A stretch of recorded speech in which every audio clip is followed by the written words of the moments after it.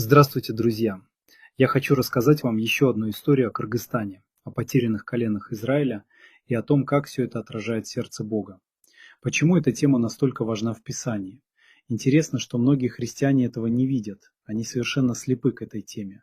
А когда некоторые христиане все же начинают ее замечать, они начинают практиковать странные законы, потому что не понимают роли двух братьев, о которой я расскажу в другом видео. Евреи знают о потерянных коленах Израиля. Раввины говорят об этом, но они не принимают роль Исы в этом великом замысле и упускают самый прекрасный аспект этой темы Писания. Ислам в основном отодвинул прежние откровения Бога в сторону или запретил их, поэтому многие мусульмане тоже не понимают этого. Некоторые древние традиции, такие как синтоизм и тенгрианство, больше не признают эту книгу своей, хотя у них сохранились предания о потерянной книге. В синтоизме даже изображается потерянная книга во рту лисы, и эта книга называется Торой, свитком Торы. Поразительно. Я был в Кыргызских горах, в Тяньшане, и приехал в одну деревню. Когда я подошел к деревне, перед входом стояли подростки. Я попросил их отвести меня к самому мудрому человеку в этой деревне, к человеку, который лучше всех знает кыргызскую культуру, обычаи и историю. Сначала они повели меня к исламскому мулле. Но прежде чем мы дошли до него, они сказали: есть человек, который знает нашу культуру, обычаи, веру и историю лучше муллы. И тогда мы повернули и пошли к дому этого старика. Мы сели согласно кыргызскому обычаю, пили чай и начали говорить о богатой кыргызской культуре, особенно об обычае Божьего гостя. Кыргызский народ верит, что Бог может прийти в их лагерь или деревню как странник. Его нужно принять с честью и хорошо к нему относиться. Это одна из причин, почему кыргызы так невероятно гостеприимны. Многие из них верят, что гостем может оказаться сам Бог.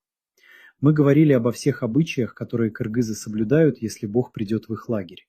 И снова, это традиция, вера, представление, для которого у западного человека просто нет внутренней категории мышления. Мы даже не способны искренне поверить, что Бог может прийти в наш город.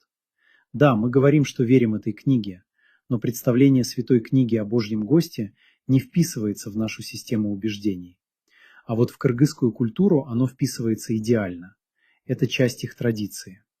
После этого разговора я достал добрую книгу, сценарий, потерянную книгу, писание пророков, ранние книги Аллаха, святую коллекцию, как бы вы ни называли ее в своей культуре. Я показал ее седобородому старцу и сказал: «Можно я покажу вам один отрывок? Хотели бы вы прочитать место из этой книги, где говорится о традициях Божьего гостя, о которых мы только что говорили?» Он ответил: «Нет, я не прикоснусь к этой книге, потому что не хочу осквернить своих предков или навлечь проклятие на своих потомков». Видите ли, кыргызам говорили, что это чужая книга, плохая книга, проклятая книга. И хотя в ней содержится вся кыргызская культура, это просто удивительно. У кыргызов есть предание о том, как их священная книга была сожжена. Их древняя книга была уничтожена и потеряна. И когда ее сжигали, враги кыргызов сказали: «Пусть тьма придет на вас, и пусть вы больше никогда не увидите света». Такое проклятие было произнесено над кыргызами. И я верю, что и в древней книгой была именно эта книга. Итак, я начал читать. Я плохо говорю и читаю по-кыргызски. У меня дислексия. Поэтому я очень медленно читал из 18 главы Бытия. Я прочитаю вам то, что читал этому человеку. «И явился Господь Аврааму у Дубравы Мамры. Однажды Авраам сидел у входа в шатер в самый жаркий час дня. Он поднял глаза и увидел 3 мужчин, стоявших неподалеку.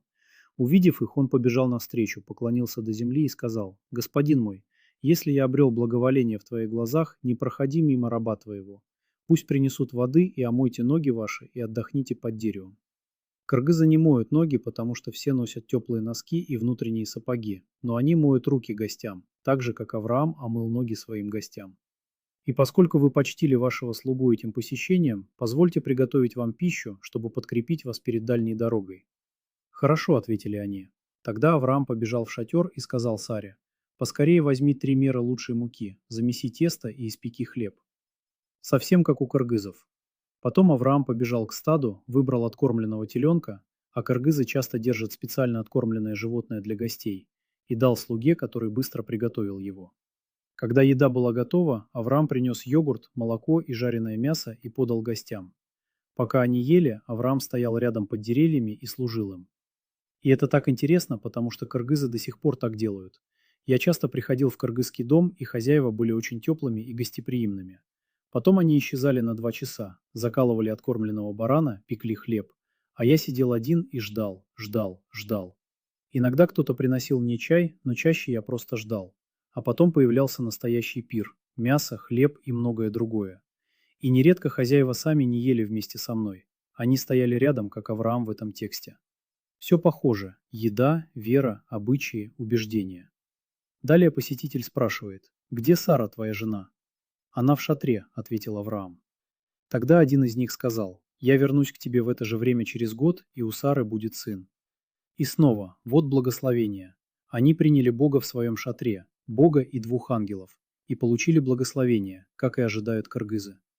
Сара слушала разговор из шатра.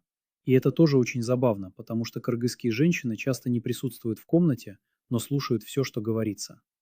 К тому времени старик в горной деревне уже выхватил у меня книгу, потому что не мог поверить, что я читаю его культуру и традиции из проклятой иностранной книги. Он должен был увидеть это собственными глазами.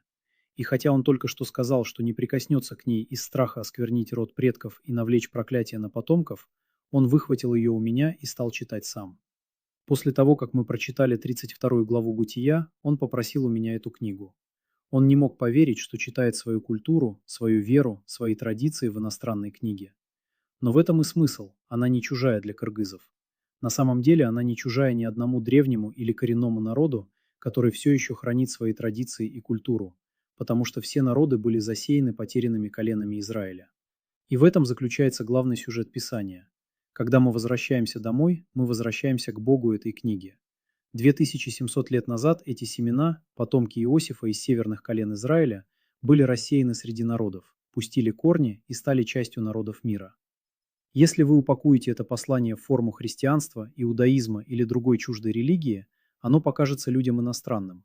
Но если просто дать книгу любому человеку, японцу, синтоисту, индуисту в Индии, коренному американцу, персу, кому угодно, и позволить ему читать ее на своем языке и понимать ее в рамках собственной культуры, он увидит сходство.